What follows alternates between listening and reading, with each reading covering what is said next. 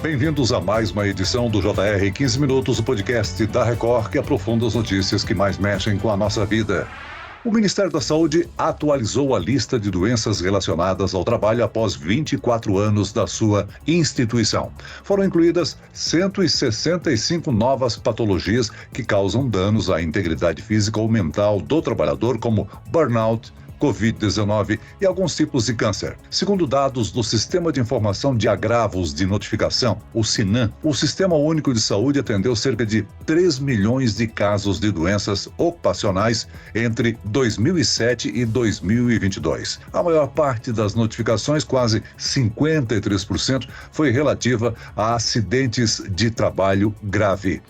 O que são doenças ocupacionais? Como evitá-las? Quais são as mais frequentes? E o que as empresas podem fazer para evitar essas doenças em locais de trabalho? O JR 15 Minutos de hoje esclarece essas e outras dúvidas com a médica do trabalho e psiquiatra Letícia Maria Ackelman Meri Tress. Atualmente, ela faz parte da Comissão de Saúde e Trabalho da Associação Nacional de Medicina do Trabalho.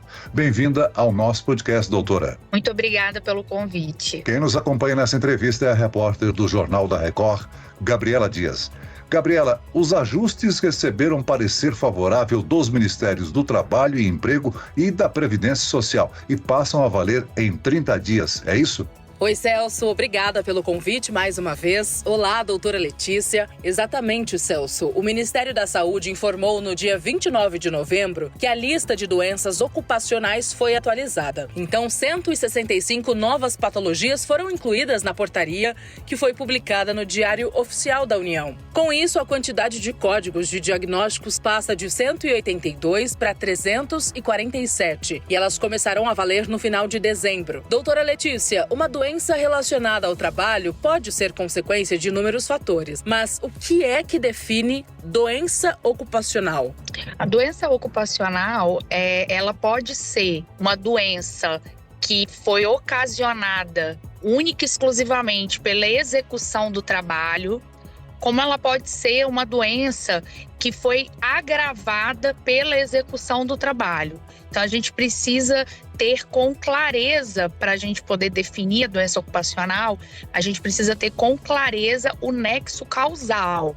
Então, isso é o que faz a doença ser ocupacional, a gente conseguir identificar que houve causalidade entre o trabalho que a pessoa executa e a doença que ela apresentou. Agora, doutora Letícia, quais são as profissões mais acometidas por doenças de trabalho? Então, aí quando a gente fala de doença relacionada ao trabalho, é bem amplo. Então, a gente tem os trabalhadores de fábricas, de indústrias, que são, que a gente chama, de grau de risco 4, que é o grau de risco mais alto.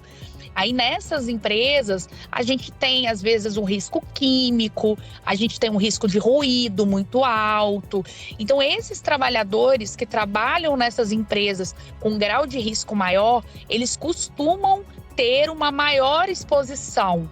Então, com isso também, eles têm uma possibilidade de desenvolver uma doença relacionada ao trabalho maior. Agora, qualquer tipo de complicação de saúde pode ser classificada como uma doença ocupacional, doutora? O que os especialistas levam em consideração para definir o laudo? Então, dependendo do trabalho que essa pessoa executa, a gente vai ter a possibilidade daquela doença estar relacionada ao trabalho ou não, né? A gente tem, bem antes da gente ter o diagnóstico de doença, inclusive até visando o não adoecimento dos trabalhadores, a gente tem alguns mecanismos, entre eles os mapeamentos de riscos, o programa de gerenciamento de risco, o programa médico ocupacional. Então, assim, o programa de gerenciamento de risco faz avaliação dos riscos que esse trabalhador está exposto. O programa médico ocupacional, ele pega esses riscos e faz um programa onde a gente vai monitorar essas exposições para evitar que o trabalhador fique doente.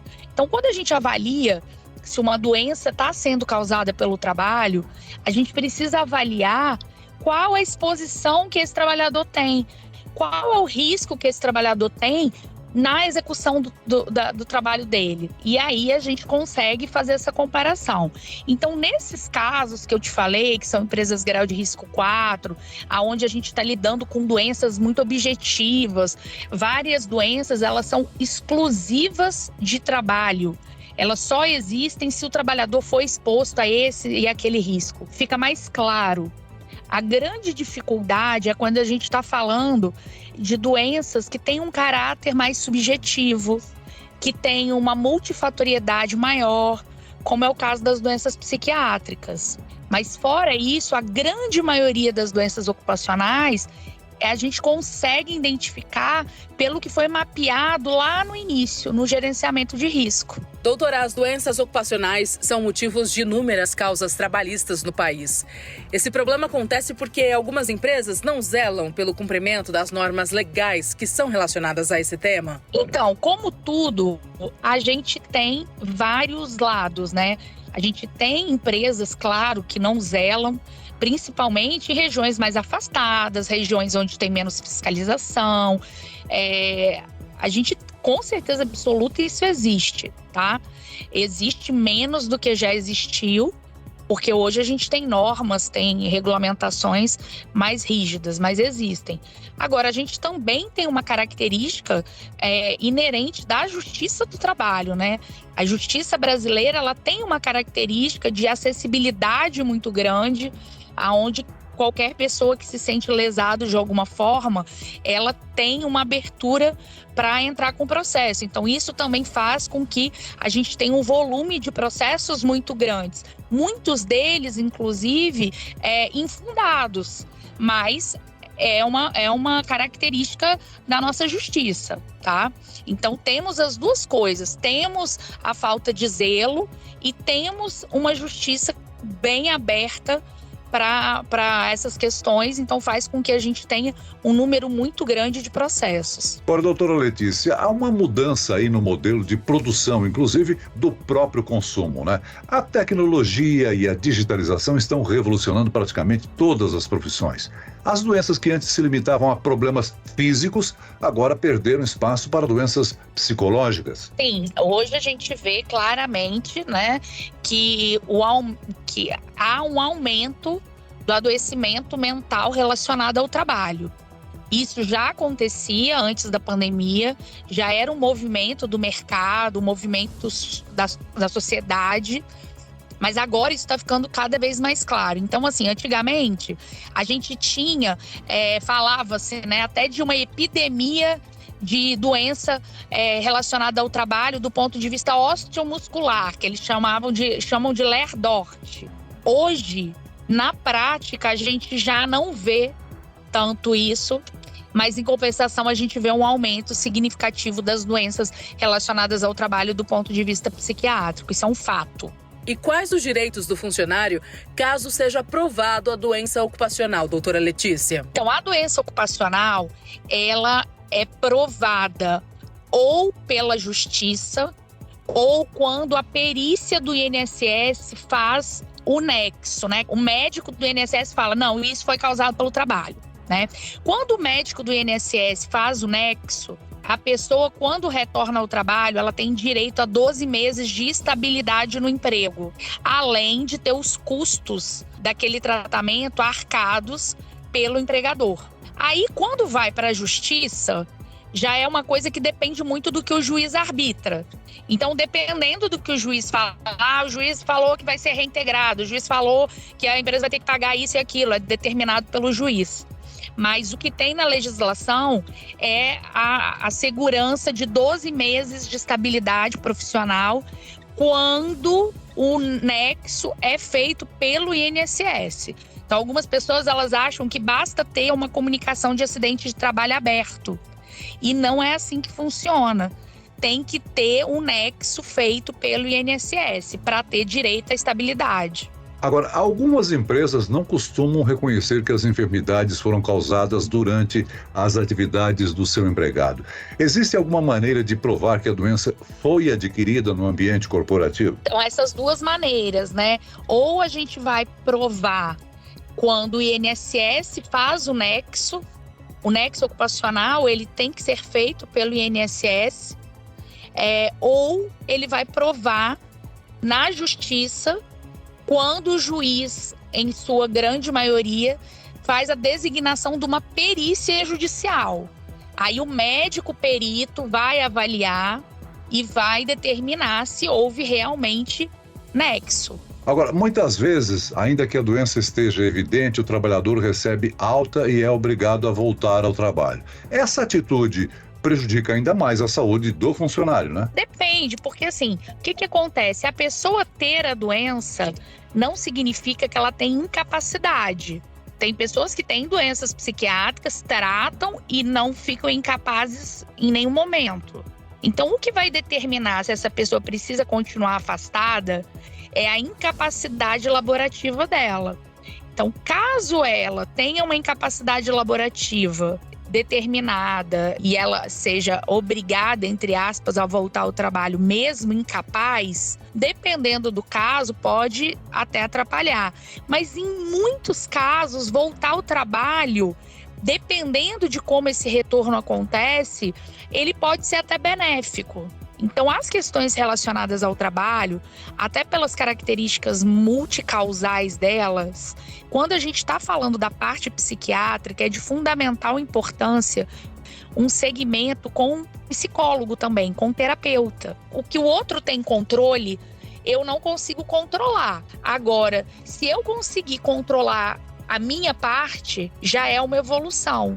E muitas vezes a terapia nesses casos funciona assim, ajudando a pessoa a controlar a sua parte. Como que eu reajo quando isso acontece, entendeu? Doutora, a lista de doenças relacionadas ao trabalho foi atualizada pelo Ministério da Saúde. O órgão inclui 165 novas doenças, destacando problemas como Covid-19 e certos tipos de câncer. Doutora, esse acréscimo de novas patologias pode contribuir para uma avaliação consciente dos empregadores e empresas para reestruturarem o ambiente de trabalho? Isso é bem complexo, porque esse acréscimo dessas doenças, não houve assim, um aconselhamento das associações vinculadas a isso. Então, por exemplo, eu vou falar pela de medicina do trabalho, né, e pela de psiquiatria. Nós não fomos consultados tecnicamente sobre esse acréscimo. Então, algo que é necessário, que é importante, que pode ser muito benéfico, por ter sido feito dessa forma, corre o risco de não ser tão benéfico quanto poderia ser. Por que eu te digo isso? Tem muitas coisas que foram colocadas que não são passíveis de avaliação. Tem coisa que foi colocada com o nome de doença que nem doença é síndrome. A definição na medicina de doença e síndrome, ela muda muita coisa. Inclusive, muda a questão do afastamento pelo INSS. Institucionalmente, a gente entende que essa lista, ela deveria ter sido conversada com as associações médicas. Porque se uma empresa chegar para mim hoje e falar, doutora, o que eu faço para prevenir isso aqui que está escrito aqui, ó, ansiedade, está falando aqui que a ansiedade, ela é doença ocupacional. Gente, tem um monte de pessoa desempregada aí que está ansioso. Como que vai conseguir ser identificado se aquilo ali é pelo trabalho ou é por qualquer outra coisa? Então, acho que um grande problema do governo é criar coisa que não se pode provar e não se pode fiscalizar. Como que um fiscal vai fiscalizar numa empresa se aquela pessoa está ansiosa por causa do trabalho ou por causa de qualquer outra coisa junto?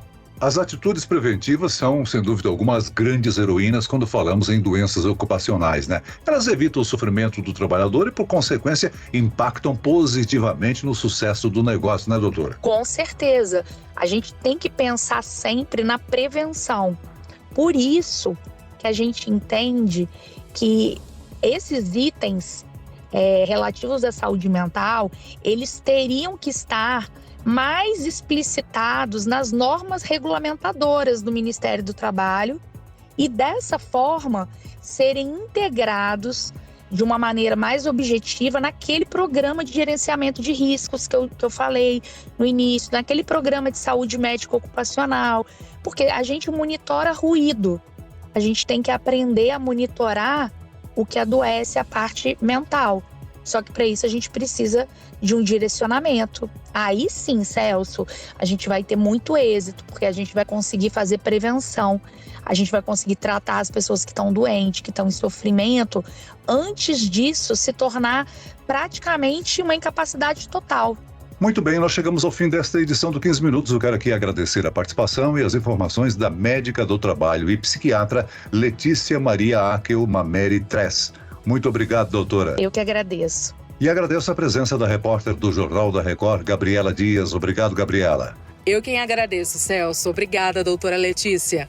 Até a próxima. Esse podcast contou com a produção de David Bezerra e dos estagiários Lucas Brito, Fernando Russo e Kátia Brazão. Sonoplastia de Marcos Vinícius. Coordenação de conteúdo, Edivaldo Nunes e Deni Almeida. Direção editorial, Tiago Contreira. Vice-presidente de jornalismo, Antônio Guerreiro. Você pode acompanhar o JR 15 Minutos no portal r7.com, nas redes sociais do Jornal da Record e nas principais plataformas de streaming.